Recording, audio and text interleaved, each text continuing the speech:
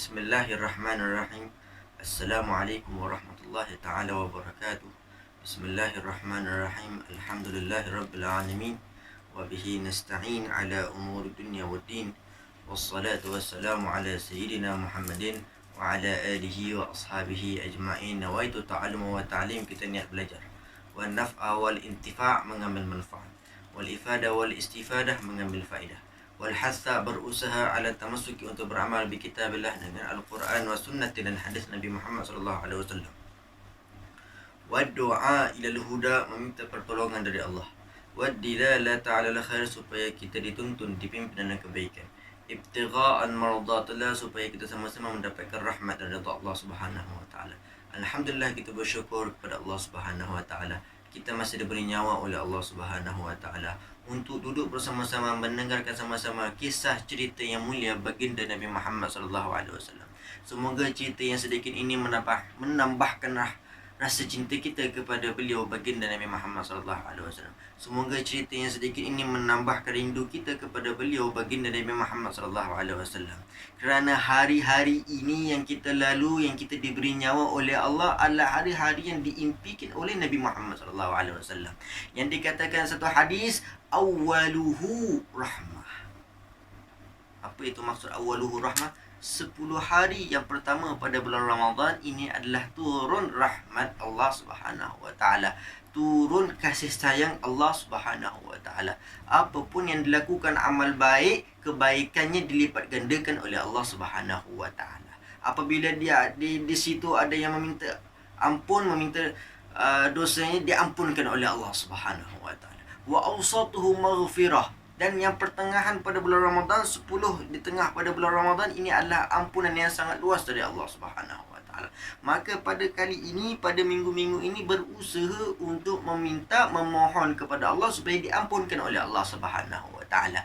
Wallazina jahadu fina, orang yang berusaha mencari kami, kata Allah Subhanahu wa taala. Bukan duduk diam, akan tetapi berusaha mencari kami, kata Allah Subhanahu wa taala. Mencari mungkin dengan membaca Al-Quran, mencari mungkin membaca istighfar, mencari mungkin membaca salawat, mencari mungkin dia bersedekah, mencari adalah usaha untuk mendapatkan maghfirah Allah Subhanahu wa taala. Apa jawapannya? Lanahdiyannahum, akan kami bukakan untuk mereka jalan-jalan untuk mengenal aku, kata Allah Subhanahu wa taala. Apabila ada orang yang telah sampai mengenal Allah Subhanahu wa taala, niscaya tidak ada dalam hatinya mahabbah kepada dunia. Wallazina jahadu fina lanahdiyannahum subulana. Setelah 10 hari di tengah ampunan Allah Subhanahu wa taala, wa akhiruhu itqum minan nar, sekaligus dibebaskan hamba tersebut oleh api neraka oleh Allah Subhanahu. Ini yang diimpikan oleh Nabi Muhammad SAW. Apabila dibebaskan, maka mudah untuk kita mendapatkan syafaat Nabi Muhammad SAW. Berat ustaz, tak dapat kita nak mengamalkan. Alaikum bil majalisil ilmi, saya nasihatkan untuk selalu hadir di majlis ilmu. Fabi zikrihim, menyebut-nyebut, mendengar, wasima'ihim, mendengar kisah-kisah, wajulusihim, duduk sahaja, tatanazzarur rahmat, akan turun rahmat Allah Subhanahu wa taala. Bagaimana gambar rahmat Allah Subhanahu wa taala? Tak dapat kita bayangkan. Allahumma salli ala sayyidina Muhammad wa ala alihi wa sahbihi wa barik wasallim. Sedikit perkongsian cerita tentang Perang Badar. Perang Badar ini terlaksana terjadi pada hari Jumaat 17 Ramadan pada tahun kedua Hijrah.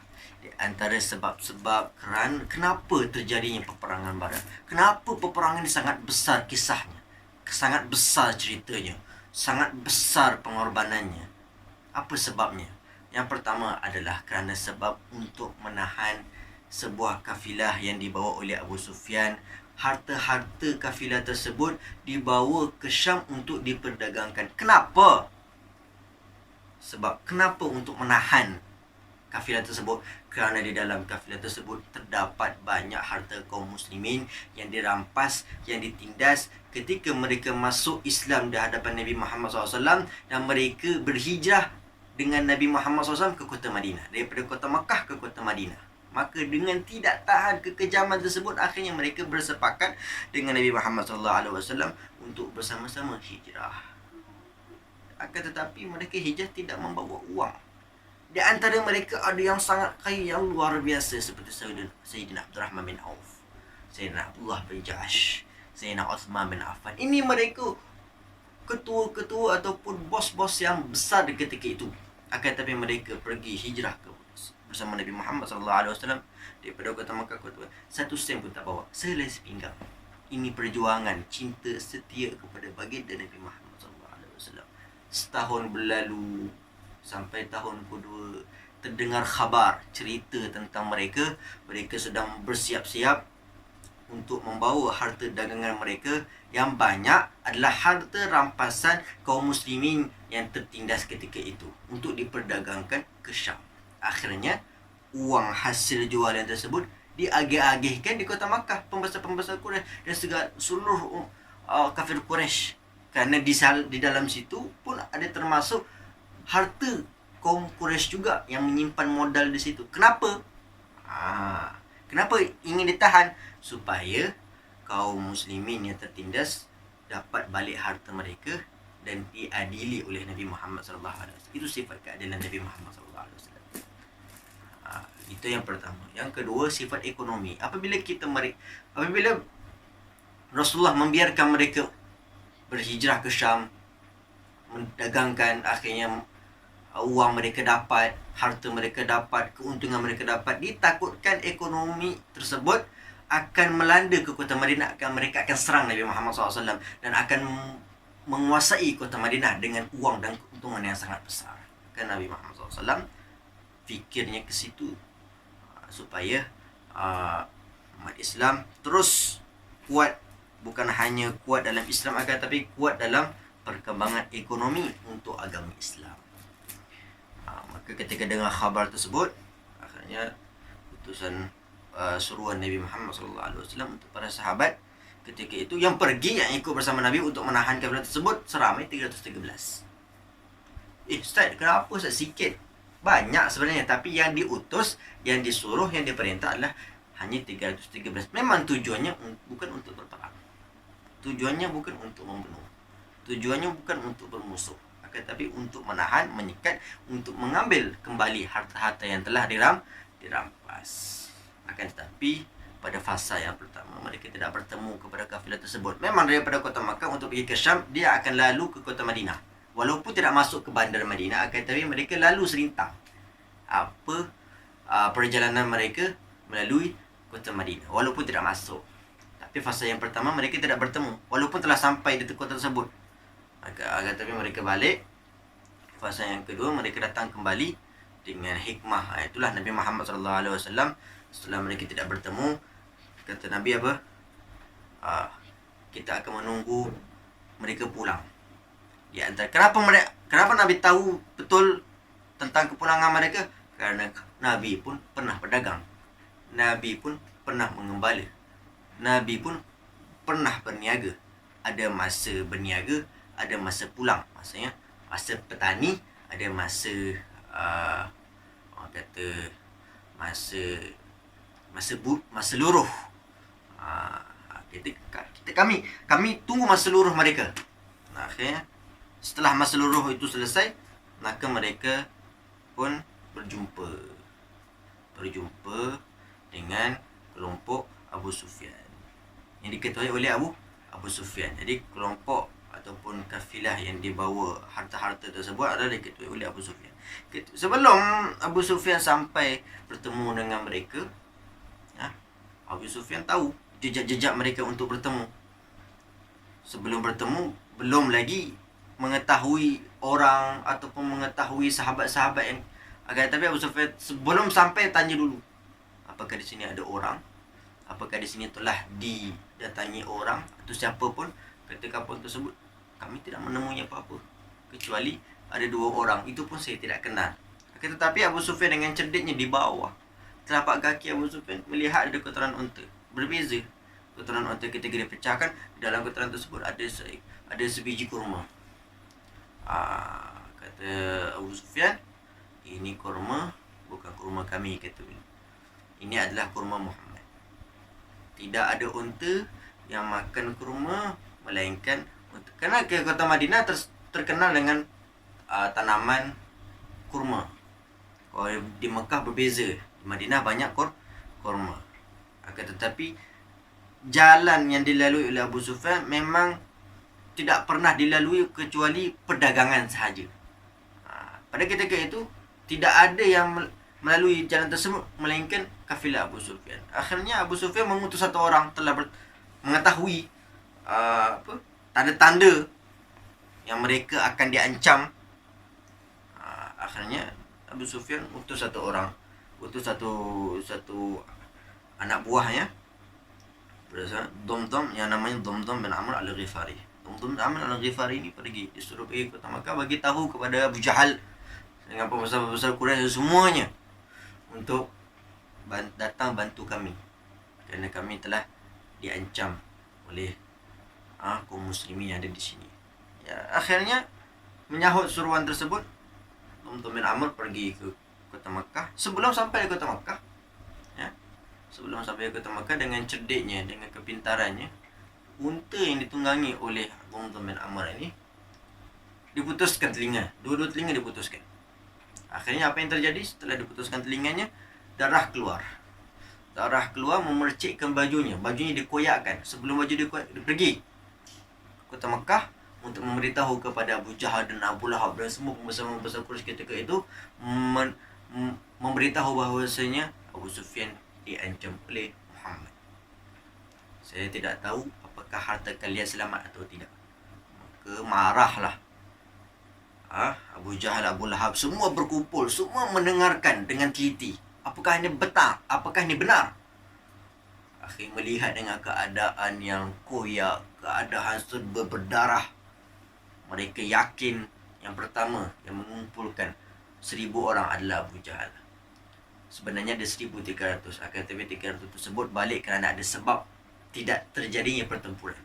Kerana barang mereka selamat, akhirnya mereka pulang untuk diagihkan harta mereka. Ini cerita yang ke belakang.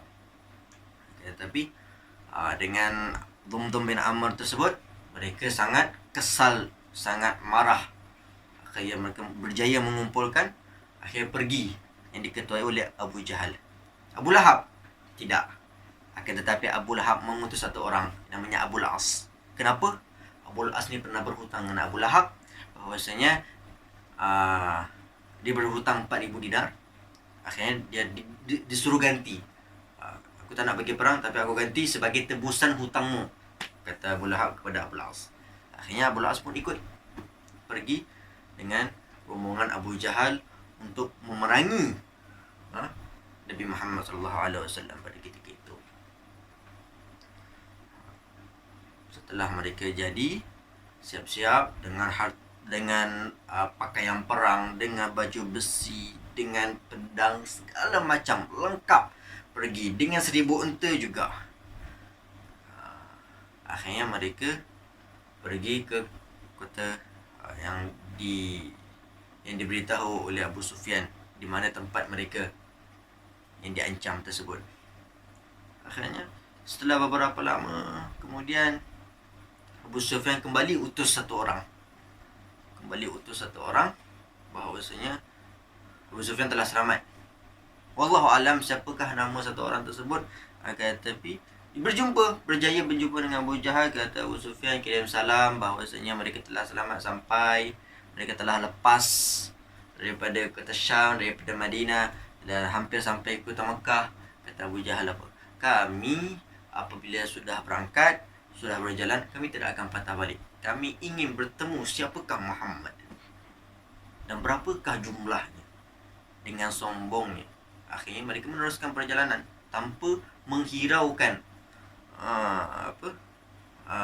khabar yang diberitahu semula oleh anak buahnya Abu Sufyan. Akhirnya mereka sampai di Badar. Singkat cerita, akhirnya mereka bertemu dengan pasukan yang dibawa oleh Nabi Muhammad SAW yang berjumlahnya 313. Dengan tidak ada memiliki apa pun. Tetapi Nabi Muhammad berdoa kepada Allah Subhanahu Wa Taala pada malam itu. Subhanallah, pada malam sebelum pertempuran ini ada hujan gerimis. Mereka Da'adatul Quswa, ada Da'adatul Quswa, ada ada nama dia. Di Badar ni ada nama dia. Dia di tempat mereka, di tempatnya Abu Jahal, ini hujan lebat. Menandakan kalau hujan gerimis ini mereka diberi hikmah oleh Allah Subhanahu Wa Taala untuk mereka berehat. Tetapi semuanya berehat, satu orang saja. Siapa itu? Nabi Muhammad SAW yang duduk menangis memohon kepada Allah Subhanahu Wa Taala, mengangkat tangannya kepada Allah Subhanahu Wa Taala sehingga lidah beliau, syal beliau jatuh. Kata Sayyidina Abu Bakar Siddiq radhiyallahu ta'ala, sudahlah, Allah akan menerima apa yang kau pohon kepadamu, apa yang kau minta untuk umatmu. Ini umat ni Nabi Muhammad SAW sebanyak 313, padahal ada banyak lagi umat. Tetapi besok paginya Rasulullah SAW masih tidak puas hati untuk menanyakan kepada golongan kaum Muhajirin dan Ansar. Kaum Muhajirin dan Ansar, kaum Ansar yang paling banyak, kaum Muhajirin tidak banyak. Menanyakan bagaimanakah pendapatmu. Ini salah satu kebijakan Nabi Muhammad SAW yang tidak pernah tinggal musyawarah. Musyawarah tu penting, segala aspek, segala urusan, supaya urusannya terjalan dengan mudah. Akhirnya Muhammad SAW minta kepada kaum sahabat Muhajirin, apakah sokonganmu terhadap perjuangan ini? Akhirnya ada satu sahabat, wallahu alam namanya, saya tidak tahu. Satu sahabat berdiri tegak di hadapan Nabi Muhammad SAW dengan memberi kata-kata sokongan, memberi kata-kata pujian, memberi kata-kata dorongan, memberi kata-kata semangat terhadap Nabi Muhammad SAW. Akhirnya Nabi Muhammad SAW tersenyum. Tapi Nabi Muhammad SAW masih tidak puas hati, belum mendengar kata-kata sokongan daripada kaum Ansar. Ini bukti mahabbah mereka kepada Nabi Muhammad SAW. Mereka tidak takut. Tuan-tuan dan puan-puan yang rahmati oleh Allah Subhanahu Wa Taala, Allahumma salli ala sayyidina Muhammad wa ala alihi wa sahbihi wa barik wa sallim. Dengan 313 mengetahui dalam keadaan mereka yang datang kaum kufar ini 1000 orang. Mereka tidak takut, mereka tidak gentar, mereka tidak ada gelisah sekalipun. Setia kepada Nabi Muhammad SAW, 100% setia kepada Nabi Muhammad SAW. Ada satu cerita, satu budak, siapa itu? Talhah bin Barra radhiyallahu ta'ala anhu. Talhah bin Barra radhiyallahu ta'ala anhu setiap hari menunggu Nabi Muhammad SAW datang sebelum terjadinya peperangan Badar. Tahun pertama, tahun kedua. Ini ketika Nabi Muhammad SAW pulang ke kota Makkah, kembali ke kota Madinah, setiap hari menunggu kedatangan di depan pintu untuk menyambut baginda Nabi Muhammad SAW. Pada suatu saat, Sayyidina Talhah bin Barra ini sakit. Akhirnya didatangi oleh Rasulullah SAW. Budak kecil didatangi oleh baginda yang mulia Nabi Muhammad SAW. Mungkin umur dia dalam 10-11 tahun seperti itu. Tapi sifat mahabbahnya tinggi kepada Nabi Muhammad SAW. Sifat setianya tinggi untuk baginda Nabi Muhammad SAW. Apa? Nabi Muhammad SAW melihat tanda dia ada datang ajal. Akan datang kepada dia satu ajal. Akhirnya memberitahu kepada keluarganya bahwasanya dijaga dengan baik, bahawa Talha ini akan sedikit hidupnya. Akhirnya dengan berita tersebut, maka keluarga mereka menjaga dengan betul Talha bin Barra. Pada satu saat setelah Nabi pulang ke rumah, mendapati bahawasanya Talha terjatuh, sakit dan nazak. Dan ketika itu malam hari. Bukan takut, tapi tidak sesuai untuk memberitahu kepada baginda bahawasanya Sayyidina Talha ini sedang sakit, nazak. Takut baginda nanti keluar malam-malam sejuk. Di dalam jalan tersebut banyak haiwan-haiwan buas. Takut nanti Nabi Muhammad, beliau baginda nanti terkena sakitan haiwan buas tersebut. Tapi keluarga membiarkan sehingga meninggal. Keesokan harinya, keesokan paginya, Nabi baginda bertanya kepada keluarga Sayyidina Talha bin Barra, bagaimanakah keadaan dia sekarang. Mereka memberitahu keadaan yang sebenarnya, bahawasanya Talha telah meninggal dunia. Akhirnya didatangi semula oleh Nabi Muhammad SAW. Dikafani, disalati, dimakamkan, ditalqinkan. Bagaimana kemuliaan, tawaduknya baginda Nabi Muhammad SAW. Sama-sama cinta, sama-sama setia, sama-sama untuk umat, baginda untuk umat untuk baginda Nabi Muhammad SAW. Apa jawapan baginda kepada Sayyidina Talha ketika dikafankan? Meminta doa kepada Allah Subhanahu Wa Taala. Doa tersebut sangat indah. Apa doa? Ya Allah, jangan engkau lihat ataupun jangan engkau pandang pandangan wajah Sayyidina Talha, melainkan engkau pandang dengan pandangan yang rahman. Pandang wajahnya dengan pandangan yang kasih sayang. Begitu doa Nabi Muhammad SAW untuk Sayyidina Talha Al-Ansari, Sayyidina Talha bin Barra Al-Ansari radhiyallahu ta'ala. Ini budak kecil. Akhirnya Nabi meminta kepada kaum Ansar kata-kata sokongan. Akhirnya Sayyidina Sa'ad bin Mu'az, ketua kaum Aus, wallahu alam ketua kaum Aus atau ketua kaum Khazraj, memberi kata-kata sokongan. Akhirnya dengan kata-kata tersebut maka terjadilah maka Rasulullah SAW puas hati dengan kata-kata tersebut. Wallahu alam, kata-kata itu panjang, saya tidak dapat untuk memberikan. Tapi dua kaum Muhajirin, kaum Ansar sama-sama memberi kata-kata pujian, memberi kata-kata sokongan, memberi kata-kata semangat untuk baginda Nabi Muhammad SAW, sehingga Nabi Muhammad bangun mempersiapkan saf di dalam saf tersebut. Ketika Nabi Muhammad mengaturkan saf, di situ ada Aswad, Sayyidina Aswad, Sayyidina Mus'ab.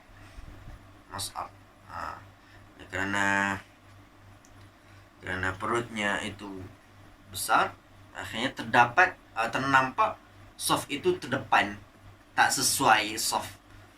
Akhirnya Nabi baginda memukul sedikit untuk pergi ke belakang. Apa yang berlaku ketika itu? Kerana Sayyidina Mus'ab kata dia, bukan Sayyidina Sawad. Sayyidina Sawad berkata, "Wahai Rasulullah, kau tak menyakiti aku." Terkejutlah Rasulullah SAW. "Betul, aku menyakiti kamu?" "Iya, kamu telah memukuli aku dengan perut yang besar ini." Akhirnya dengan rela baginda membuka bajunya untuk terima untuk dibalas. Akhirnya apa yang berlaku setelah itu? Sayyidina Sawad tunduk dan mencium perut Nabi Muhammad SAW. Mencium perut Nabi Muhammad SAW. Akhirnya Rasulullah berkata, "Apa yang kamu lakukan, wahai Sawad?" Dia kata, "Sebentar lagi kita akan berperang, dan aku tidak yakin setelah berperang ini aku masih hidup atau tidak. Tetapi aku memohon kepada Allah Subhanahu Wa Taala, semoga kulit aku dan kulit engkau telah aku cium dan telah aku jumpa, telah aku rasakan, supaya aku diterima oleh Allah Subhanahu Wa Taala." Dengan ucapan tersebut, akhirnya Rasulullah SAW berdoa kebaikan untuknya, dibebaskan api neraka, dikumpulkan bersama Nabi Muhammad SAW. Sungguh luar biasa perjuangan. Dan mereka diceritakan satu sahabat, ada yang satu sahabat dikatakan masih dalam tunggangan tunggangan unta, masih makan kurma itu dibuang. Buang kurma kerana untuk mendapatkan surganya Allah Subhanahu Wa Taala. Dikatakan kurma ini melambatkan aku untuk masuk surga. Sampai segitunya mereka, iman mereka kepada Nabi Muhammad SAW. Semoga yang sedikit ini, cerita yang sedikit ini menambahkan iman kita kepada Nabi Muhammad SAW, menambahkan pengorbanan kita, jadi tidak sama pengorbanan beliau baginda Nabi Muhammad dengan pengorbanan kita, dengan penatnya kita, dengan susahnya kita tidak sama dengan susahnya Nabi Muhammad SAW. Tapi susahnya Nabi Muhammad SAW bukan untuk beliau, bukan untuk keluarga beliau, tapi untuk umatnya. Jadi daripada sekarang, untuk kita selalu ubah demi perjuangan Nabi Muhammad SAW. Peperangan Badar ini bukan peperangan biasa. Kenapa saya cakap bukan peperangan biasa? Kerana peperangan sedikit lawan banyak. Sedikit lawan banyak, dengan tidak ada rencana untuk berperang, dengan tidak ada pakaian untuk berperang, dengan tidak ada persiapan untuk perang, tapi ditakdirkan oleh Allah Subhanahu Wa Taala. Dalam ayat surah Al-Imran 123. Walaqad nasarakumullahu bibadrin wa antum adhillah. Dan benar-benar Allah Subhanahu wa taala memberi kemenangan kepadamu wahai Rasul di Badrin, di perang Badar, wa antum adhillah, dan keadaan kamu itu tidak lengkap ataupun keadaan kamu lemah. Fattaqullaha la'allakum tashkurun. Maka bertakwalah kepada Allah, takutlah kepada Allah supaya engkau dapat bersyukur apa yang Allah janjikan, apa yang Allah berikan. Ini penghormatan Allah Subhanahu wa taala kepada baginda Nabi Muhammad SAW. Seluruhnya untuk baginda Nabi Muhammad SAW. Kita duduk di sini untuk menambahkan mahabbah Nabi Muhammad SAW. Kita hadir majlis pengajian dengan sirah-sirah, kata-kata yang mulia, hadis-hadis yang mulia, kalam-kalam yang mulia, Al-Quran, semuanya menambahkan hati kita kepada Allah Subhanahu wa taala, hati kita kepada Rasulnya, hati kita kepada penciptanya Nabi Muhammad sallallahu alaihi wasallam. Itu masalah alaikum bil majalisil ilmi. Alaikum bil majalisil ilmi. Berpegang teguhlah kepada majlis, khusus pada akhir-akhir zaman ini. Fa bijuluzihim wa sima'ihim wa bidzikrihim tatanazzalur rahmat. Akan turun rahmat Allah Subhanahu wa taala. Akan turun kasih sayang Allah Subhanahu wa taala. Akan turun ampunan Allah Subhanahu wa taala. Macam-macam kisah yang kita boleh dengar, macam-macam asatizah yang kita boleh dapatkan, macam-macam amalan yang kita boleh laksanakan. Walhasil wallazina jahadu fina, sedikit akan tetapi berusaha mencari kami, kata Allah Subhanahu wa taala, dan nahdiyannahum, akan kami buka untuk mereka jalan-jalan untuk mengenal aku, kata Allah Subhanahu wa taala. Jalan-jalan untuk mengenal kami, kata Allah Subhanahu wa taala. Semoga yang sedikit ini, peperangan ini sedikit ini menambahkan rasa cinta kita kepada baginda Nabi Muhammad sallallahu alaihi wasallam, rasa rindu kita kepada Nabi Muhammad sallallahu alaihi wasallam, rasa sayang kita kepada Nabi Muhammad sallallahu alaihi wasallam. Ada sebuah hadis yang diceritakan tentang kerinduan ini.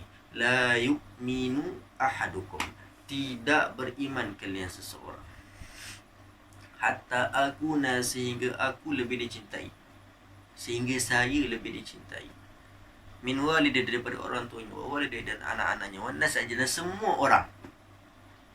Ini bukti hadis untuk mewajibkan seluruh umat Islam selalu ada rasa rindu, ada rasa mahabbah kepada Nabi Muhammad sallallahu alaihi wasallam. Ini adalah modal untuk kita mendapatkan syafaat Nabi Muhammad sallallahu alaihi wasallam. Tanpa beliau maka tidak akan dapat syafaat beliau Nabi Muhammad sallallahu alaihi wasallam. Dengan pahala yang kita ada maka tidak akan seimbang amalan kita dengan rahmat Allah Subhanahu. Rahmat Allah lebih tinggi, lebih luas, lebih besar daripada pahala yang kita lakukan. Pahala itu dianggap duit, dan rahmat dia anggap bonus dari Allah Subhanahu wa taala. Kita tinggalkan yang bonus, kita nak dapatkan duit, maka tidak ada nilainya duit. Kita tinggalkan rahmat, kita nak pahala, maka tidak ada nilainya pahala kita di hadapan Allah Subhanahu. Kerana mata kita lebih besar dan lebih berat dosanya daripada pahala yang kita buat. Camkan itu baik-baik. Dan masih banyak lagi cerita peperangan perang Badar ini boleh kita dengar melalui Ustaz Salahuddin Harun, Ahmad Salahuddin Harun. Lebih-lebih lagi yang boleh memasukkan hati kita dalam kisah ini adalah Ustaz Hazri Al-Bindani, hafizahullah. Masih ada dua-dua pilar, dua-dua asatizah ini. Cerita mereka sangatlah besar, sangatlah banyak, sangatlah luas. Sahabat-sahabat yang boleh menitiskan air mata ketika mendengar cerita-cerita mereka. Kerana banyaknya, kerana panjangnya cerita tersebut mengenai sahabat-sahabat yang berjuang mengikut Nabi Muhammad SAW, yang hati mereka setia 100%, tidak gentar, tidak gelisah kerana Nabi Muhammad SAW, kerana Nabi Muhammad SAW, kerana Nabi Muhammad SAW, bukan kerana yang lain.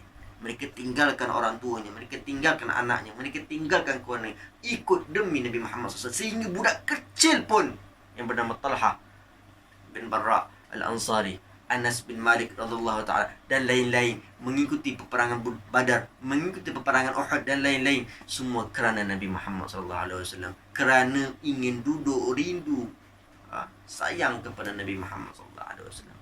Semoga yang sedikit ini bermanfaat insya-Allah dunia dan akhirat.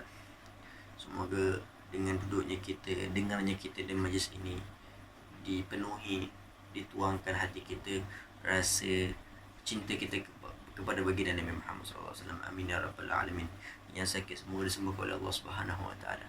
Punya hajat semua hajatnya disampaikan, dimudahkan oleh Allah Subhanahu wa taala. Ya muyassira kulli hasir. Wahai Maha Pemudah, ya Allah mudahkanlah urusan kami. Wa ya jabira kulli kasir wa ya sahba kulli fari. Ya Allah temanilah orang yang sendiri. Wa ya mughniya kulli faqir. Wa Allah berikanlah kemampuan bagi yang fakir. Wa ya muqawwiya kulli dhaif. Berilah kekuatan bagi yang lemah. Yassir alaina kulla asir. Allah mudahkanlah kami. Fataysirul asir alaika. Tidak ada yang memudahkan kecuali Engkau yang Maha memudahkan urusan-urusan seorang hamba. Rabbana atina Rabbana atina fid dunya hasanah wa fil akhirati hasanah wa qina adzabannar. Sallallahu alaihi wa sallam wa ala alihi wa sahbihi. Assalamualaikum warahmatullahi wabarakatuh.